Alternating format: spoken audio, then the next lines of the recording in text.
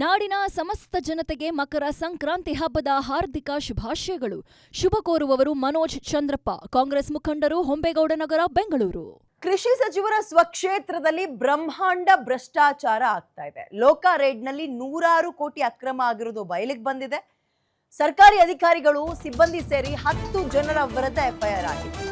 ಮಂಡ್ಯದ ನಾಗಮಂಗಲ ಟೌನ್ ಠಾಣೆಯಲ್ಲಿ ಪ್ರಕರಣ ದಾಖಲಾಗಿದ್ದು 5 ಪೊಲೀಸರು ಈಗ ಪೊಲೀಸರ ವಶಕ್ಕೆ ಲೋಕ ಅಧಿಕಾರಿಗಳು ಕೊಟ್ಟಿದ್ದಾರೆ.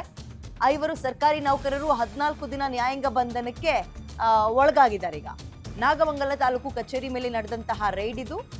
ಈ ರೈಡ್ನಲ್ಲಿ ಹಲವು ಅಕ್ರಮ ಅವ್ಯವಹಾರಗಳು ಪತ್ತೆಯಾಗಿತ್ತು. ಸರ್ಕಾರಿ ದಾಖಲೆಗಳನ್ನ ತಿದ್ದುಪಡಿ ಮಾಡಿ ಅವ್ಯವಹಾರ ನಡೆಸಿದ್ದಾರೆ ಅನ್ನುವ ಆರೋಪ ಇತ್ತು. ಈ ಬೆನ್ನಲ್ಲೇ ಇದೀಗ 14 ಜನರನ್ನ ನ್ಯಾಯಾಂಗ ಬಂಧನಕ್ಕೆ ಒಳಪಡಿಸಲಾಗಿದೆ.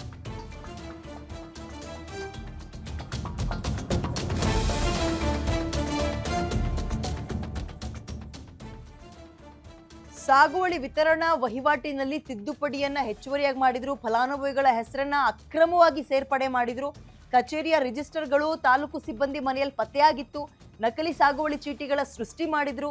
ತಹಶೀಲ್ದಾರ್, ಕಂದಾಯ ನಿರೀಕ್ಷಕರು, ಗ್ರಾಮ ಲೆಕ್ಕಾಧಿಕಾರಿಗಳ ನಕಲಿ ಸೀಲ್ಗಳನ್ನ ರೆಡಿ ಮಾಡ್ಕೊಂಡಿದ್ರು. ಹಿಂಗೆ ಹಲವು ವಿಚಾರಗಳು ರೈಡ್ ಆದ ಸಂದರ್ಭದಲ್ಲಿ ಗೊತ್ತಾಗಿತ್ತು. ಈ ಬೆನ್ನಲ್ಲೇ ಈಗ 14 ಜನರನ್ನ, ಸಂಬಂಧಪಟ್ಟಂತವ್ರನ್ನ ಅಥವಾ ಅನುಮಾನ ಬಂದಂತವ್ರನ್ನ ಲೋಕಾಯುಕ್ತಾಧಿಕಾರಿಗಳು ಪೊಲೀಸರ ಕಸ್ಟಡಿ ಕೊಟ್ಟಿದ್ದಾರೆ.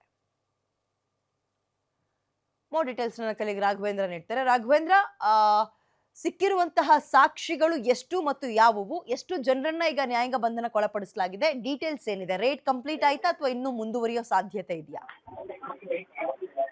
ಎಸ್ ವಿದ್ಯಾ, ಏನು ಕೃಷಿ ಸಚಿವ ಕ್ಷೇತ್ರವಾದಂತಹ ನಾಗಮಂಗಲದಲ್ಲಿ ಇದೀಗ ಅದು ಕೂಡ ತಾಲೂಕು ಕಚೇರಿಯಲ್ಲಿ ಬ್ರಹ್ಮಾಂಡ ಭ್ರಷ್ಟಾಚಾರ ನಡೆದಿರುವಂತದ್ದು, ಲೋಕಾಯುಕ್ತ ದಾಳಿ ವೇಳೆ ಬಯಲಾಗಿರುವಂತದ್ದು, ಅದರಲ್ಲೂ ಕೂಡ ಏನು ಕೃಷಿ ಸಚಿವರ ತವರು ಕ್ಷೇತ್ರ ಆಗಿರುವಂತ ಈ ಒಂದು ನಾಗಮಂಗಲದ ತಾಲೂಕು ಕಚೇರಿಯಲ್ಲಿ ಅದು ಎಷ್ಟರಲ್ಲಿ ಇಷ್ಟೊಂದು 100 ಕೋಟಿ ಅಕ್ರಮ ಬಯಲಿಗೆನ್ನ ಎಳೆದಿರುವಂತಹ ಲೋಕಾಯುಕ್ತ ತಂಡ ಇದೀಗ 10 ಜನರ ವಿರುದ್ಧ ಎಫ್ಐಆರ್ ಅನ್ನು ಕೂಡ ದಾಖಲಿಸಿರುವಂತದ್ದು. ಇದರಲ್ಲಿ ಸುಮಾರು 5 ಜನ ಸರ್ಕಾರಿ ಅಧಿಕಾರಿಗಳು ಸೇರಿದಂತೆ ಇನ್ನಿನ ಸಿಬ್ಬಂದಿಗಳು ಕೂಡ ಈ ಒಂದು ಅಕ್ರಮದಲ್ಲಿ ಭಾಗಿಯಾಗಿದ್ದಾರೆ ಅನ್ನೋದು ಕೂಡ ಮುಖ್ಯವಾಗಿ ನಾವು ಗಮನಿಸಬೇಕಾಗುತ್ತೆ. ಯಾಕೆಂದ್ರೆ ಈ 5 ಸರ್ಕಾರಿ ನೌಕರರು ಈಗ 14 ದಿನಗಳ ಕಾಲ ಬಂಧನಕ್ಕೆ ಈಗ ಒಪ್ಪಿಸಿರುವಂತದ್ದು.